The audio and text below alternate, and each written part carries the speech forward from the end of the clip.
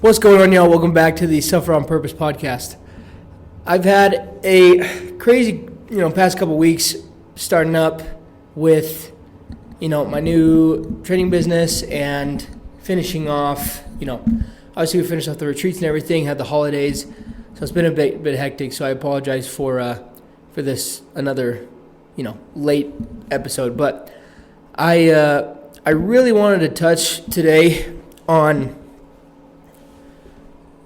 some important principles that I learned from my first full summer of knocking doors. So I'm a door-to-door professional. I sell pest control door-to-door, and I've done it for 2 years now. The first year I basically did it part-time because we were running another business out there in Georgia. And but this last summer was my first full-time summer on the doors all day, every day for 4 months. And it completely changed my life. And there's a few different lessons that I learned, 4 or 5 core lessons that I learned throughout that process that really helped me to grow and expand not only like my personal identity, but like my belief system. And I think there's so many different ways, that we limit ourselves on our beliefs and what we think we are capable of doing. And with those limiting beliefs, comes a lot of victimization, comes a lot of blame. And so just kind of taking full responsibility and accountability for your own actions, your own health, your own income, like doing that it's really going to change your life in many ways, because by doing that, you'll always find a way to figure something out and to get it done. And that's something I had to, kind of learn the hard way. And so kind of thinking back to that time in the summer. So basically when I first got out there, I had a huge goal, and it was almost like, I would say, like it was delusional, right? This goal that I had, it's something that, I would say it's kind of a top 0.01% goal in the industry. And so I set out, I really wanted to hit, it's called a golden door. I wanted to get that. That was really my expectation for myself, because I believed that that's what I was capable of doing. And I still do believe that. It's just I had a lot of things I had to learn along the way. And so, but one of the first lessons I really want to touch on is getting away.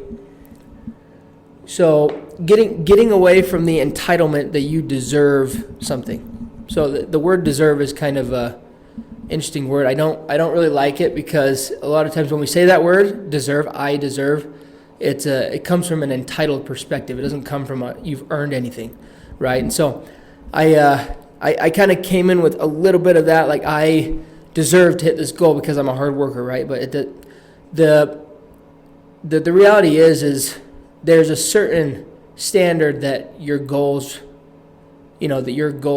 have, right? You have to hit that standard in order to hit a goal. And so basically focusing on not being entitled to an outcome, and more taking pride and ownership in your inputs and in your efforts, right? And so that's something that, really getting away from all sort of entitlement of I deserve X, Y, Z, because that sort of mindset also can lead to, that's why people go chase around a higher salary, is because they think they deserve more, which there's nothing wrong with that, right? There's nothing wrong with getting paid what you are worth, right? But, a lot of times the grass isn't always greener. Most of the time it's just we are entitled, and we need to put more effort and more accountability towards our skill set and what we can offer in the marketplace. Whether you're a salesman, whether you're in marketing, whether you're interior designer, social media, it doesn't matter what you're doing, right? The biggest thing that you can do is better enhance your skill sets to be of more worth in the marketplace, where people you're irreplaceable at that point, right? And so that's number one. Number two is, effort over everything. We had this quote at when I was playing at the U, and it was all in or in the way, and I feel like being all in with your goals is so important. It's kind of like the burn the boats mentality, right? Like if you're gonna go, say you're gonna go do something, like once it gets hard, you can't just be like, okay, let's just throw in the towel, let's do something else. Like you have to fully commit to something and give your absolute 100% effort towards that thing, and that's gonna, that basically ensures that you're gonna win, right? Like the only way you'd actually lose is by quitting. That's the only way you'd actually lose. Third lesson is control. Okay, so control your inputs in order to get a better outcome, right? So for the longest time in my life, even throughout all my football career, I was so focused on outcomes. I was so focused on the goal, which that's something that right I take pride in, like writing down my goals, knowing what I'm working towards. But that's the focus on the day-to-day basis is on my inputs and on my efforts, right? So I'll give you an example. One thing, I'm working with some athletes right now in getting them, ready for this next season, and they have these different goals, whether it be to start, whether it be to put on weight, whether it be, pack on muscle, go play in college, and so they have these kind of grandiose goals, but then on the day-to-day basis, the focus is going to be on, okay, well, what does your footwork look like? What does your stance look like? How do you catch yourself in a clean position, right? How are you executing these lifts properly to where you can maximize your effort, get the most out of it, and put on the most amount of muscle, get the most amount of hypertrophy so that you can go then eat nutritious meals and replenish and grow, right? So it's like these little things that most people just don't think about, but those little things are what add up to the big goal, right? So that's the other thing that I really learned and try to focus on is just really the inputs are all that matter. Like sometimes I won't hit my outcomes, and that's okay. If I give everything I could to those inputs that I said I was going to, that's what really matters. Last one is never settle for anything less than your best. Hold your standard. And this is a big one. So I think when it comes to, I don't know if it's a generational thing.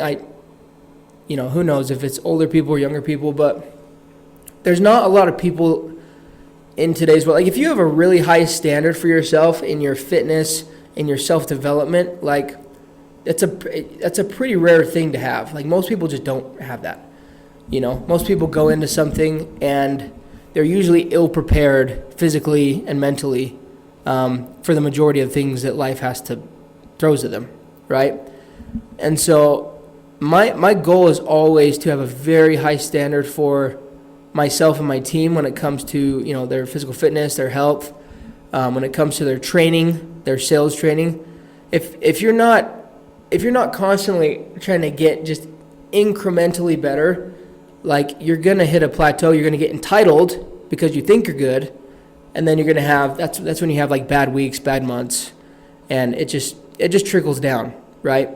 It's all downstream from there. And so my biggest thing is just like having a really high standard for yourself, because if you have a bad day, right, and you're giving 100% effort, the biggest thing you can do is see where you can tweak things and how you can better execute properly. But if you're giving all your effort, I mean that's really all you can control, right? Is that effort and that standard that you have for yourself.